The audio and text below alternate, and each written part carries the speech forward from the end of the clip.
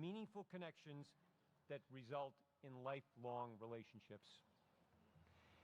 Thank you, sir, for staying on the mission of making the world a more open place. In this time when elements of free societies and cultures are making concerted efforts to promote insularity. Thank you also for collaborating with your life partner and fellow alumna, the brilliant and talented Dr. Priscilla Chan.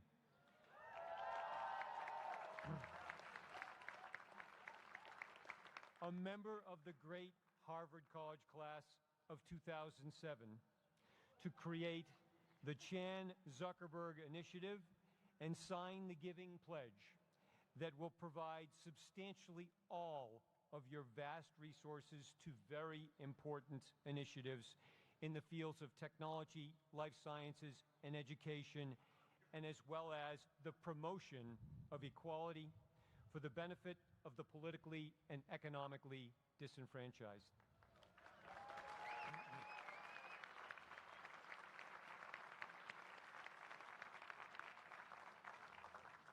And I would be remiss on this special occasion if I did not say thank you for using your T-shirt wardrobe to demonstrate to the world that male sartorial elegance doesn't always present itself in a suit, tie, and cufflinks.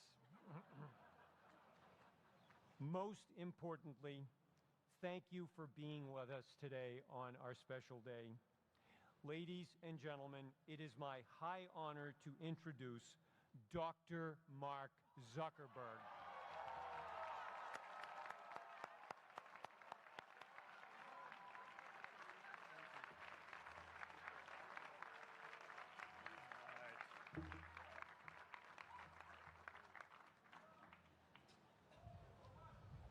I love this place. Thank you all for coming out in the rain, the pouring rain. We're going to make this worth it for you. President Faust, Board of Overseers, faculty, friends, alumni, proud parents, members of the ad board, and graduates of the greatest university in the world.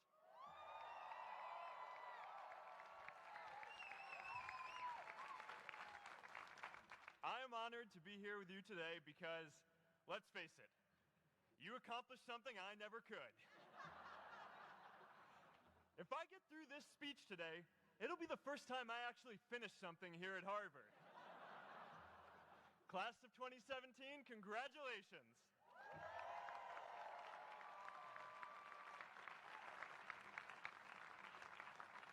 Now, I'm an unlikely speaker today. Not just because I dropped out, but because we're technically in the same generation. We walked this yard less than a decade apart. We studied the same ideas and slept through the same Act 10 lectures. We may have taken different roads to get here, especially if you came all the way from the Quad. But today, I want to share what I've learned about our generation and the world we're all building together. But first, these last couple of days have brought back a lot of good memories. How many of you remember exactly where you were and what you were doing when you got that email telling you got into Harvard?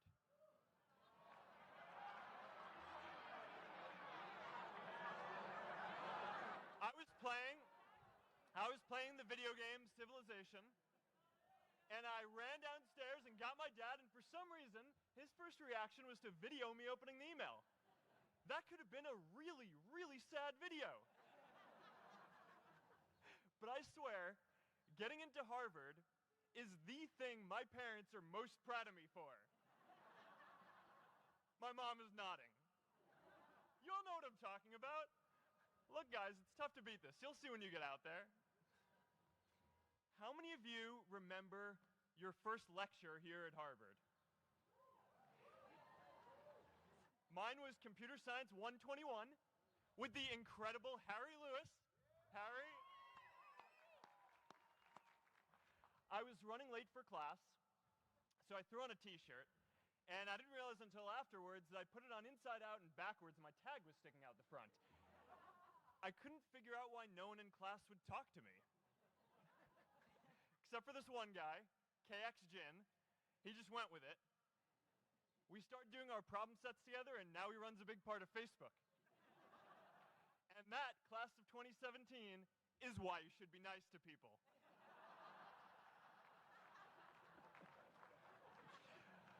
But my best memory from Harvard is meeting Priscilla.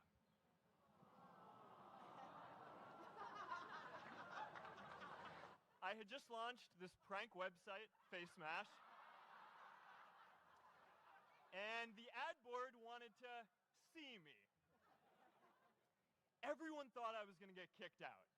My parents drove up here to help me pack my stuff. My friends threw me a going away party. Who does that?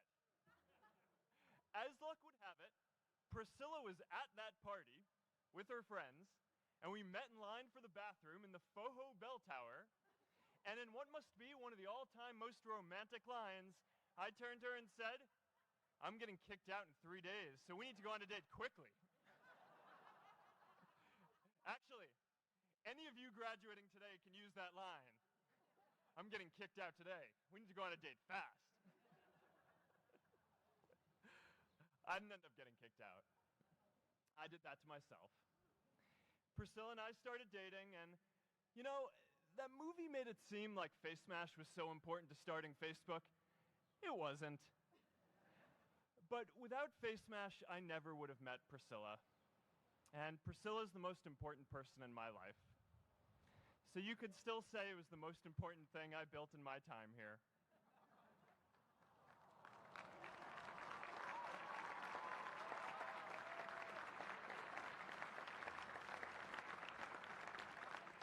We have all started lifelong friendships here, and some of us even families. That's why I'm so grateful to this place. Thanks, Harvard.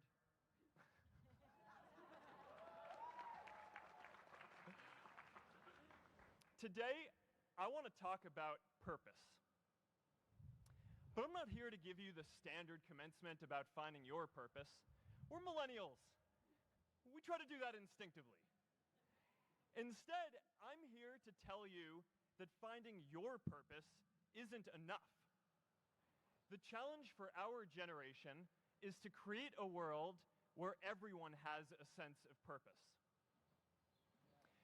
One of my favorite stories is when JFK went to go visit the NASA Space Center, and he saw a janitor holding a broom, and he asked him what he was doing, and the janitor replied, "Mr. President, I'm helping put a man on the moon." Purpose is that feeling that you are a part of something bigger than yourself, that you are needed, and that you have something better ahead to work for. Purpose is what creates true happiness.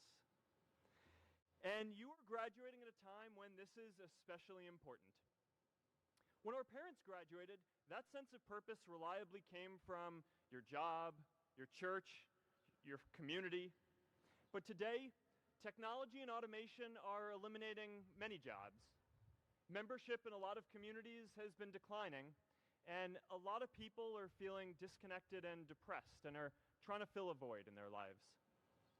As I've traveled around, I've sat with children in juvenile detention and opioid addicts who've told me that maybe their lives would have turned out differently if they just had something to do, an after-school program or somewhere to go. I've met factory workers who know their old jobs aren't coming back and are just trying to find their path ahead.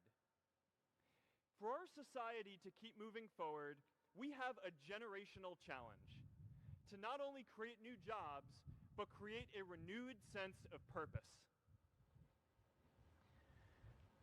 I remember that night I launched Facebook from that little dorm in Kirkland House. I went to Noakes with my friend KX, and I remember telling him clearly that I was excited to help connect the Harvard community, but one day someone would connect the whole world. The thing is, it never even occurred to me that that someone might be us. We were just college kids. We didn't know anything about that. There were all these great big technology companies with all these resources, and I just assumed one of them would do it. But this idea was so clear to us that all people want to connect. So we just kept working on it, day after day after day. And I know that a lot of you are going to have your own stories just like this. A change in the world that seems so clear that you are sure someone else is going to do it. But they're not. You will. But it's not enough to have that purpose yourself. You also have to create a sense of purpose for others. And I found that out the hard way. You see, my hope was never to build a company. I wanted to have an impact. And as all these people started joining us, I just assumed that that's what they wanted to do too. So I never took the time to explain what it was that I hoped we'd build. A couple years in, some big companies wanted to buy us. I didn't want to sell. I wanted to see if we could connect more people. And we were building the first version of Newsfeed at the time, and I thought, if we could just launch this, it could change how we all learn about the world. Nearly everyone else wanted to sell. Without a sense of higher purpose, this was their startup dream come true, and it tore our company apart.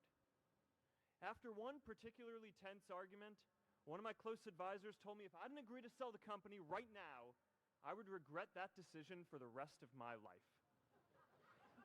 Relationships were so frayed that within a year or so, every single person on our management team was gone. That was my hardest time leading Facebook. I believed in what we were doing, but I felt alone. And worse, it was my fault. I wondered if I was just wrong, an imposter, a 22-year-old kid who had no idea how things actually worked. Now, years later, I understand that is how things work when there's no sense of higher purpose. So it's up to all of us to create it so we can all keep moving forward together. And today, I want to talk about 3 ways that we can create a world where everyone has a sense of purpose. By taking on big, meaningful projects together. By redefining equality so everyone has the freedom to pursue their purpose. And by building community all across the world. So first, let's take on big, meaningful projects. Our generation is going to have to deal with tens of millions of jobs replaced by automation like self-driving cars and trucks. But we have the potential to do so much more than that. Every generation has its defining works. More than 300,000 people worked to put that man on the moon, including that janitor.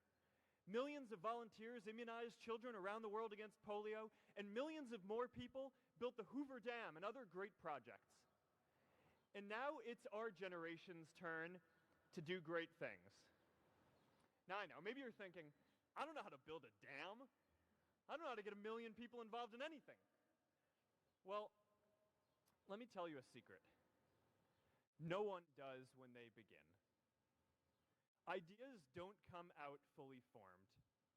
They only become clear as you work on them. You just have to get started. If I had to know everything about connecting people before I got started, I never would have built Facebook. Movies and pop culture just get this all wrong.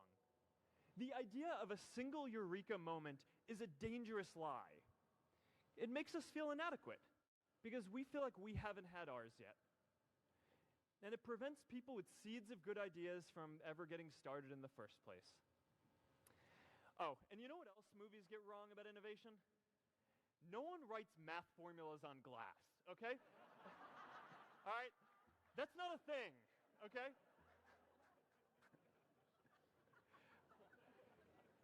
It's really good to be idealistic, but be prepared to be misunderstood.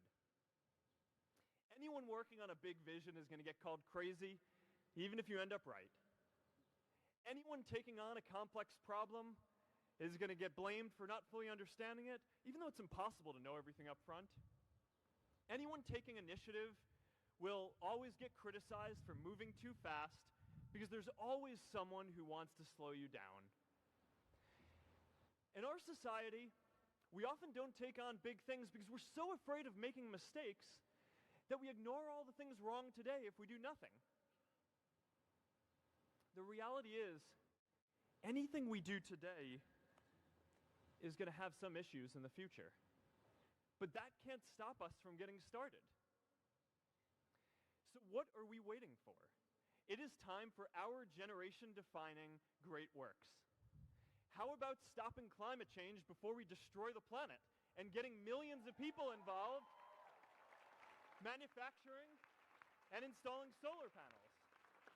How about curing all diseases and getting people involved by asking volunteers to share their health data, track their health data, and share their genomes? You know, today, our society spends more than 50 times as much treating people who are sick as we invest in finding cures so people don't get sick in the first place. It makes no sense. We can fix this.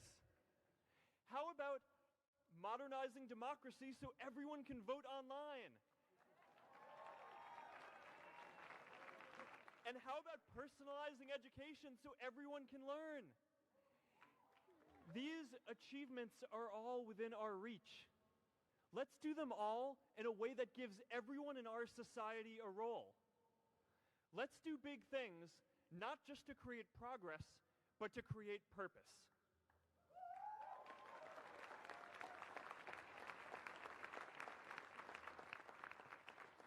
So taking on big, meaningful projects together is the first thing we can do to create a world where everyone has a sense of purpose. The second is redefining our idea of equality so everyone has the freedom to pursue their purpose. Now, many of our parents had stable jobs throughout their careers, but in our generation, we're all a little entrepreneurial, whether we're starting our own projects or finding our role in another one. And, you know, that's great, because our culture of entrepreneurship is how we create so much progress. An entrepreneurial culture thrives when it is easy to try lots of new ideas. Facebook wasn't the first thing I built. I also built chat systems and games, study tools and music players, and I'm not alone. J.K. Rowling got rejected 12 times before she finally wrote and published Harry Potter. Even Beyoncé had to make hundreds of songs to get Halo. The greatest successes come from having the freedom to fail. Now, today, we have a level of wealth inequality that hurts everyone. When you don't have the freedom to take your idea and turn it into a historic enterprise, we all lose. And right now, today, our society is way over-indexed on rewarding people when they're successful, and we don't do nearly enough to make sure that everyone can take lots of different shots. Now, let's face it. There is something wrong with our system when I can leave here and make billions of dollars in 10 years while millions of students can't even afford to pay off their loans, let alone start a business.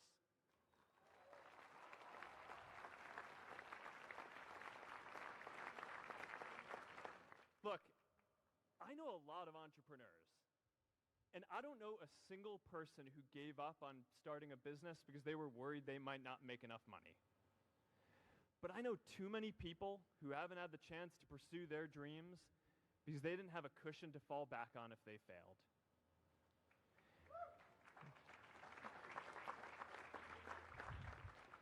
We all know you don't get successful just by having a good idea or working hard. You get successful by being lucky too. If I had to support my family growing up instead of having the time to learn how to code, if I didn't know that I was going to be fine if Facebook didn't work out, then I wouldn't be standing up here today. And if we're honest, we all know how much luck we've had to get to this point in our lives. Every generation expands its definition of equality. Previous generations fought for the vote and civil rights. They had the New Deal and Great Society. And now it's time for our generation to define a new social contract.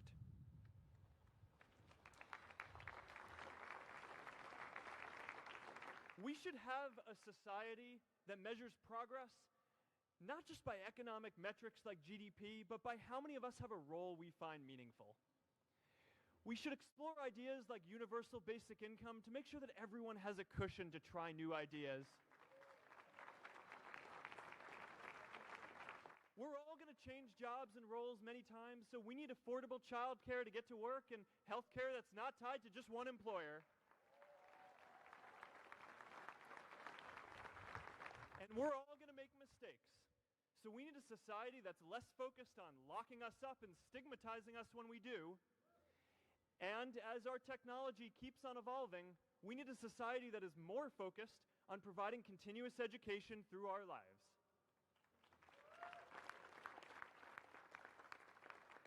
And yes, giving everyone the freedom to pursue purpose isn't going to be free. People like me should pay for it. And a lot of you are going to do really well, and you should too.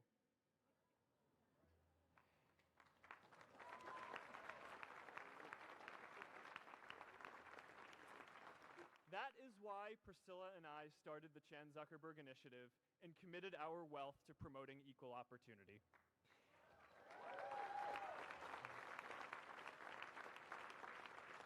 These are the values of our whole generation. It was never a question of if we were going to do this. The only question was when. Millennials are already one of the most charitable generations in history. In just 1 year, more than 3 in 4 US millennials donated to charity, and more than 7 in 10 raised money for another one. But it's not just about giving money. You can also give time. And I promise you, if you just take an hour or two a week, that's all it takes to give someone a hand and help them reach their potential. Now, maybe you're thinking, that's a lot of time. I'm not sure if I have that much time. I used to think that. You know, when Priscilla graduated from Harvard, she became a teacher. And before she'd do education work with me, she told me that I needed to get my own experience teaching a class. At first, I complained. I said, you know, I'm kind of busy. I'm running this company. But she insisted. So I taught an after-school program at the local Boys and Girls Club on entrepreneurship. I taught those kids lessons on product development and marketing, and they taught me what it was like growing up feeling targeted for your race, and what it's like having a family member in prison. I shared stories of my time in school, and they shared their hope that one day they would get to go to college too. For 5 years, I've had dinner with those students every month. One of them even threw Priscilla and me our first baby shower. And next year, they're going to college. Every one of them, first generation in their families. We can all make time to give someone a hand. Let's give everyone the freedom to pursue purpose, not just because it's the right thing to do, but because when more people can turn their dreams into something great, we are all better for it.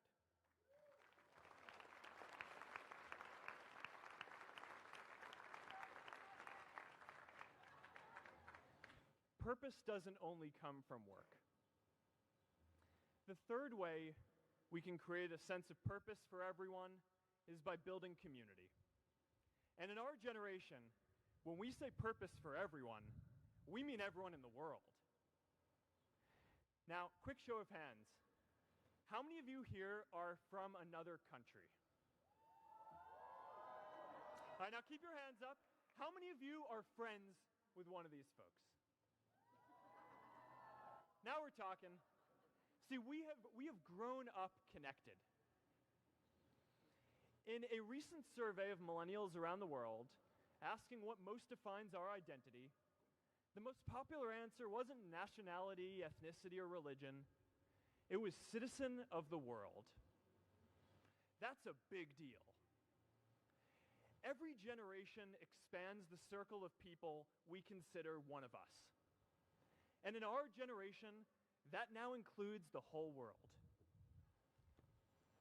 We understand that the great arc of human history bends towards people coming together in ever greater numbers, from tribes to cities to nations, to achieve things that we could not on our own. We get that our greatest opportunities are now global. We can be the generation that ends poverty, that ends disease. And we get that our greatest challenges need global responses too. No country can fight climate change alone or prevent pandemics. Progress now requires coming together, not just as cities or nations, but also as a global community. But we live in an unstable time. There are people left behind by globalization across the whole world. And it's tough to care about people in other places when we don't first feel good about our lives here at home. There's pressure to turn inwards. This is the struggle of our time. The forces of freedom, openness, and global community against the forces of authoritarianism, isolationism, and nationalism. Forces for the flow of knowledge, trade, and immigration against those who would slow them down. This is not a battle of nations. It is a battle of ideas. There are people in every country for more global connection, and there are good people against it. And this isn't going to be decided at the UN either. It's going to happen at the local level when enough of us feel a sense of purpose and stability in our own lives that we can start to open up and care about everyone else too.